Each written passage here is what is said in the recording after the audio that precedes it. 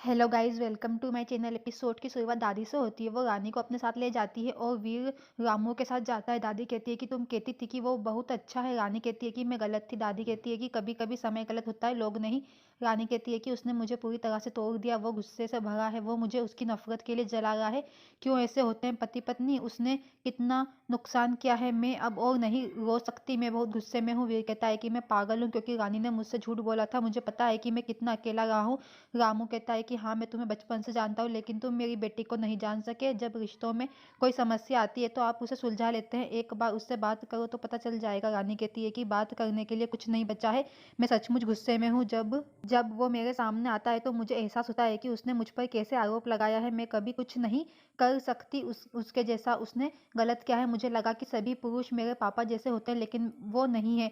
उन्होंने मेरी बात भी नहीं सुनी और मुझ पर भरोसा भी नहीं किया। रानी रोती है और कहती है कि मैंने उनका गुस्सा बर्दाश्त किया, लेकिन मैं इस गंदे सवाल का जवाब नहीं दे सकती। वीर कहता है कि मैंने सवाल किया क्योंकि मैं जो गलत हुआ उसे ठीक करना चाहता था।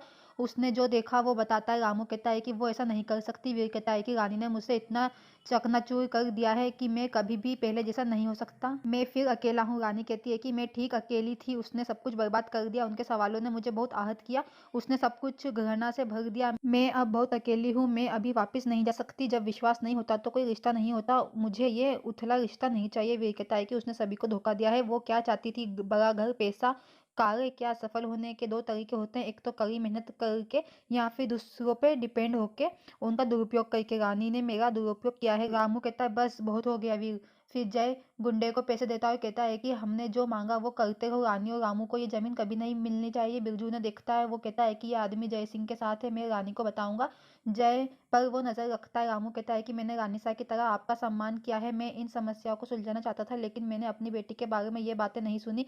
उसका एक सपना है और वो उसे पूरा करना चाहती है। उसे जीने के लिए आपके नाम की जरूरत नहीं है। आपकी शादी भगवान ने की थी। आपने मुझे शर्मिंदा किया है और मेरी बेटी के बारे में ऐसा कहकर सवाल किया है। आपने बिना किसी को जाने उससे पूछताछ की।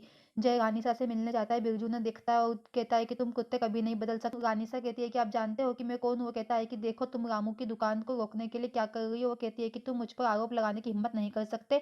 वो उसकी ओर एक पत्थर फेंकता है। रानीसा कहती है तुम्हारी हिम्मत कैसे हुई? वो कहता है कि ये मेरी पहली और आखिरी चेतावनी थी। जय उसके सिर पर वार करता है। बिरजू नीचे गिर जाता है। रामू कहता है कि आपको ये सब कहने से पहले रानी से बात करनी चाहिए थी। रानी कहती है कि उन्होंने ये सब खत्म कर दिया है। बोलते तो ऐसा नहीं होता, लेकिन अब ये सब हो गया है। मुझे केवल एक ही बात कहनी है, प्लीज यहाँ से जाओ। वीर चौंक जाता है। रामू कहता है कि मैं आपके काका के रूप में नहीं बल्कि रानी के पिता के रूप में बोल रहा हूँ। रानी सा भी चाहती थी कि तुम यहाँ से चले जाओ। वो कहता है रानी सा यहाँ है? वो कहता है हाँ, वो लॉज में आपका और विक्रम का वेट कर रही है। तुम्हें जाना चाहिए। फिर परेशान होता है। रानी कहती है कि ये हमारी वास्तविकता है। अब मुझे ये कहना चाहिए। मुझे विश्वास नहीं हो रहा कि उसने मुझे इस तरह सवाल किया। मैं थक गई। ये अंत है। रानी उसे फिर गले लगा लेती है और रोती है। फिर रानी को एक कॉल आता है। वो कहती है कि हाँ, मैं प्रोजेक्ट बना लूंगी। वो कहते हैं कि तुम्हारे पास लैपटॉप है? रानी कहती है कि मैं अरेंज कर लूंगी। फिर रानी कहती है कि अब ये जर्नी मेरी अकेली की है। अब मुझे उनका नाम नहीं चाहिए। अब मैं रानी रजावत नहीं हूँ, मैं सिर्फ रानी हूँ।